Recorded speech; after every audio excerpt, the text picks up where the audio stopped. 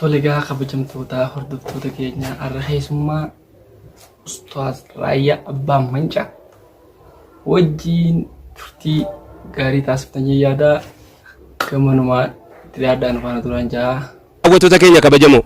Ijoollee Oromoo warreen afaan biraatiin uummata Oromootiif oduu miidiyaarra ta'anii dabarsan kanaaf mee Ustaaz keenya maal dhaamtaaf ijoollee gaazexeessotaaf mee Ustaaz walumaa galatti maal dhaamtaaf?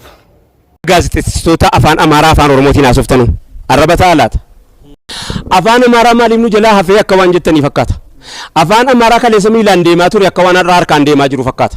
Sigalee gaayaa sagaleellee emiteet godhaniiti jara fakkeessuudhaan wantoota akkanyoo achiin bahee asin fudhataraan maaliin yaasaan akka kana yoo akka gandaa dhuftetti haasofte maal rakkoon yoo akka wallaggaa dhuftetti anoo wallaggaan beeka Harargee soo beeka bakka biraatiin dhuftu Baalees beeka Arsiis beeka Booranas beeka Gujiis beeka akka achii fiddee dhuftetti yoo haasofte seenaan ta'u moo oduun ta'u wasichi dhugaadhaa amma wallaggarraa dhufanii Shawaaraa dhufanii Harargeerraa dhufanii Booranarraa dhufanii Gujiirraa dhufanii hundas hin beeknaani isaan kun amma gisee miidiyaa dura ta'anii ummataaf oduu takka dabarsan mee akkamitti dabarsaniif?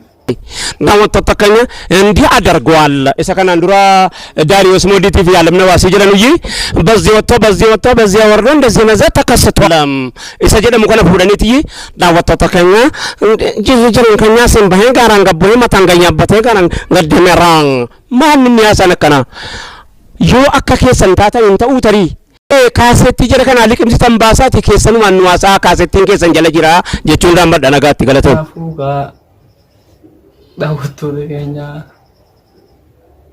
maal raawwattu iyyatti yaadaa interviitii irraa eegamu maan hanga biraatti godhee deemnu nagaan nu turaa isin